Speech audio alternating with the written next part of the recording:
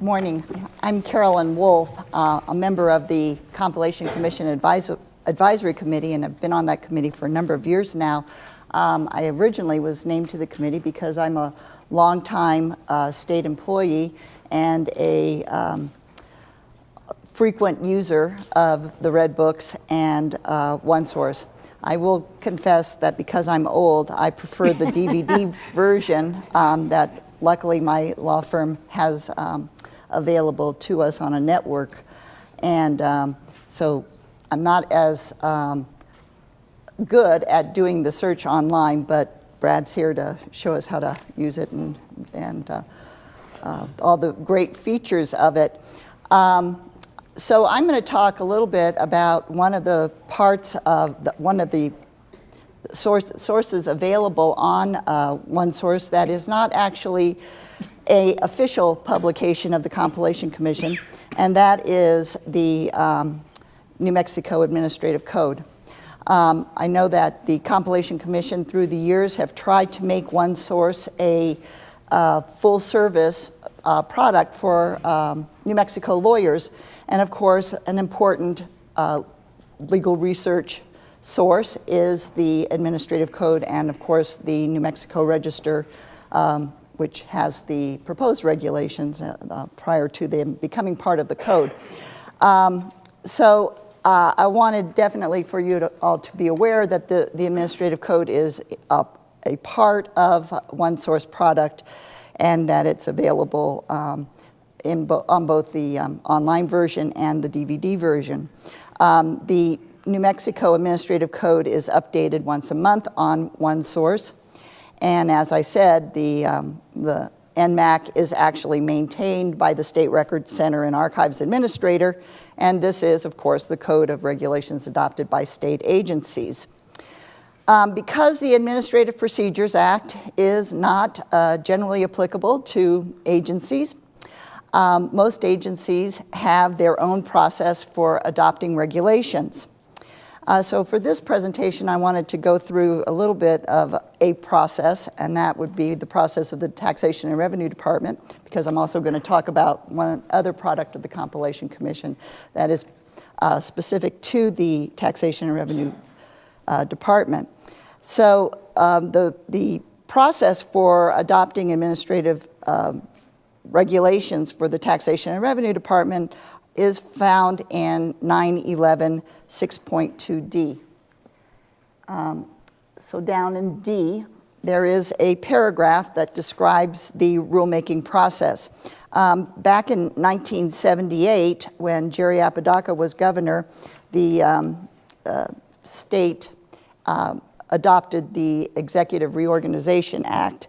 And in that act, there was a general statute that governed all agencies that included a little paragraph about rulemaking, and then each department that was created by the Executive Reorganization Act got a section like this. And most of the executive agencies, and I'm talking about Taxation and Revenue Department, Human Services, the old Health and Environment Department, now the Health Department and the Environment Department, each got a section that included these kinds of general provisions about how to adopt a regulation. If an agency was given ruling authority, it often had a provision about that. And they were very similar in the old days. But now agencies, obviously since 1978, have adopted more sophisticated methods. The legislature has adopted more sophisticated methods for adopting regulations. So it's really key to look both at statutes governing agencies and also their regulations, because many agencies have adopted rulemaking regulations. Taxation and Revenue Department has not, so this is basically the way that they adopt regulations. And as you can see, this is a several part process. First, the agency will issue a proposed regulation and file it for public inspection in the Office of the Secretary, and also publish it in the New Mexico Register. And the New Mexico Register is available online through the Record Center's website. After that, a public hearing is held, and it's held before the secretary or a hearing officer designated by the secretary. In general, the Taxation and Revenue Department has a hearing officer. Sometimes it is a layperson, sometimes it is a lawyer, but it is someone, it's a very informal hearing process. Basically, it's in a conference room, and people come and make public comment. They can also submit written comments. The notice of the public hearing has to be provided at least 30 days prior to the hearing. The notice is put both in the New Mexico Register, and it is sent out to people who have expressed an interest in knowing when Taxation and Revenue Department is going to conduct regulation hearings. The proposed regulation must be on file for not less than 60 days. And this provision is to allow adequate time for comment. And after the hearing, consideration of the comments, the hearing officer prepares a report which summarizes the comments, because Taxation and Revenue doesn't take testimony per se. It's not sworn testimony as in some other rulemaking before other agencies.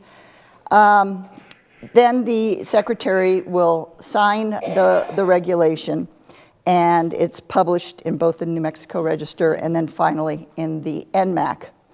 Now, this piece of the process is kind of interesting. There has been a lot of consideration about at what point does a regulation become so changed during the comment period that it then has to go back through the entire process of public comment and reissuance.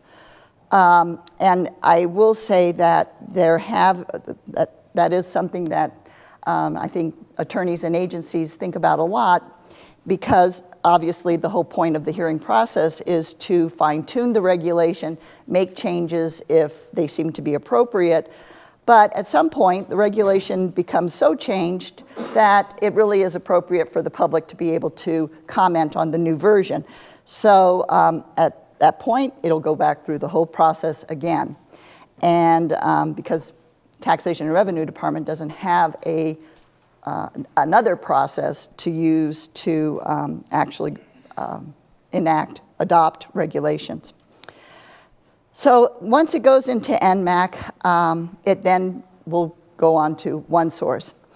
And like the statutes and the cases, the NMAC in ONESOURCE is searchable and browsable.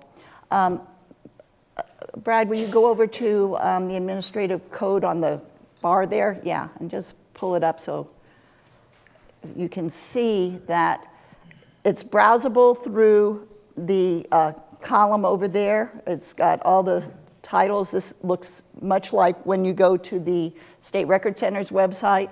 And then it also does an expansion so that you can look at further. So again, a browsable function. And then there's also obviously a search function. Can you go to the search page for me?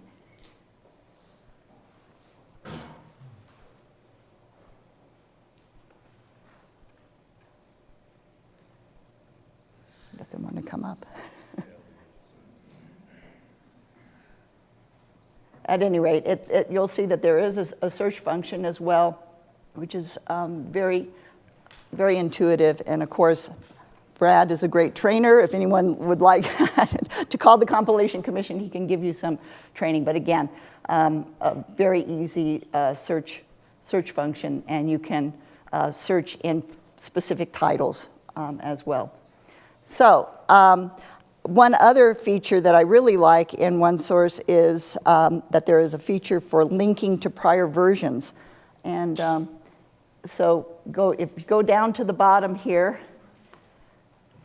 it gives you a little history. Obviously, it's got the history of the rule, and then it has prior versions, and it links it to the prior version. And I don't know how many of you do a lot of work in statutory and regulatory construction, but knowing and recognizing the prior versions is a really important part of statutory and regulatory construction. Plus, for tax law, it's essential to know what the state of the law was on the tax period at issue in the case, because obviously the law in effect at that period is the effective law rather than the law at the time that you file your protest or get assessed.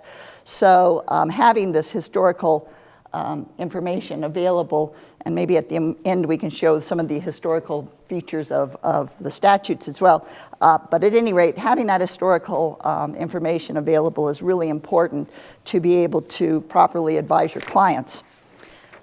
So the main reason I think I was asked to talk is to talk about a really great publication of the Compilation Commission, and that's the Selected Taxation Revenues and Regulations. And this book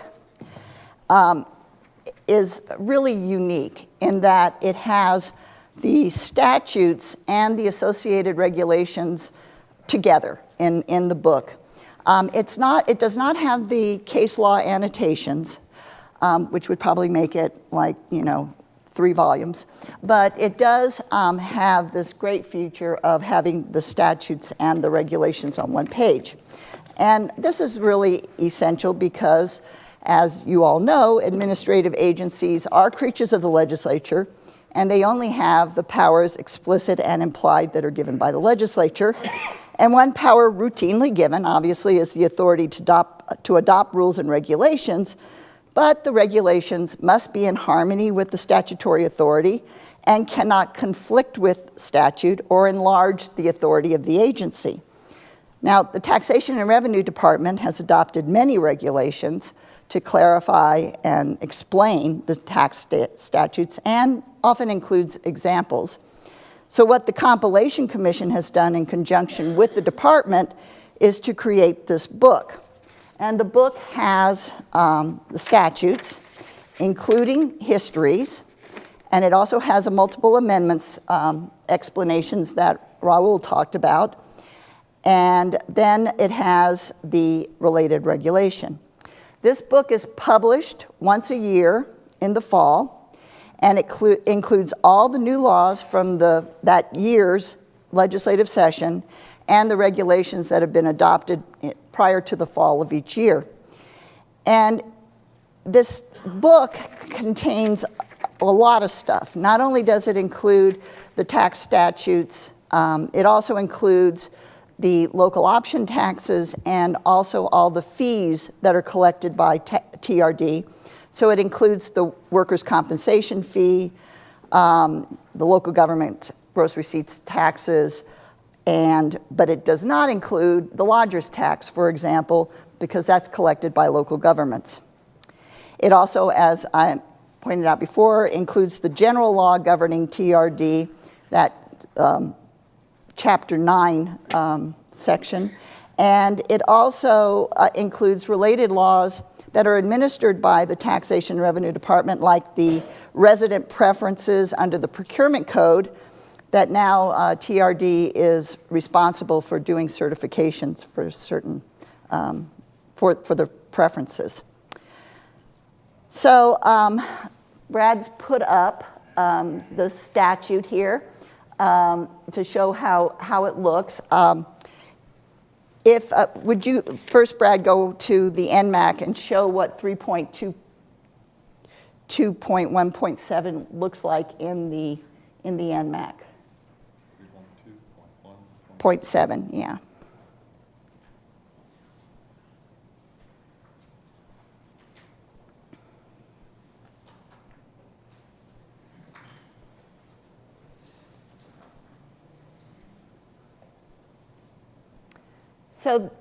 So the NMAC obviously has the regulations as they're adopted by the department, and 3.2.1.7 are definitions related to the gross receipts tax.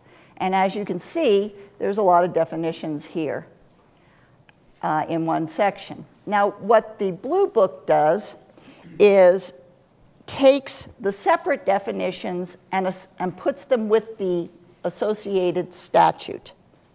So can you go to page 497 and 496, what you had before?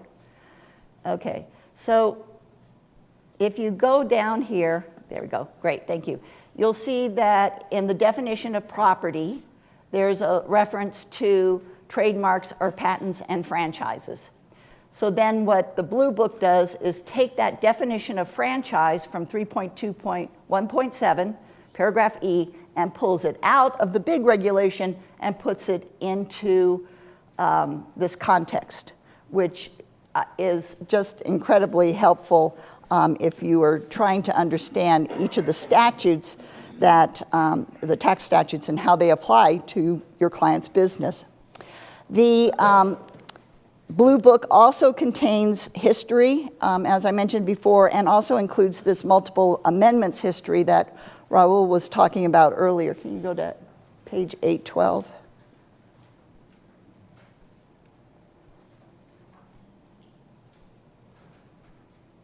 I don't think we have page 812. Oh, okay.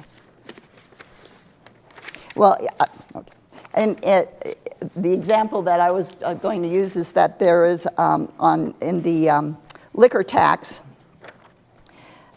there is a lot of multiple amendments that took place in that in the section. Let's see if I can find it here.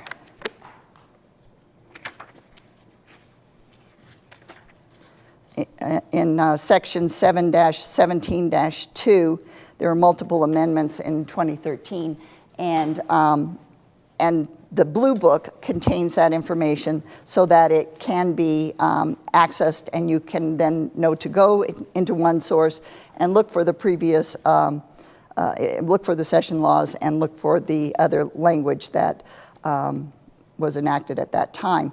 So again, the history notes are really important so that you know where to look in order to figure out what law was applicable to your client at the time that they, for the period they received the tax assessment for.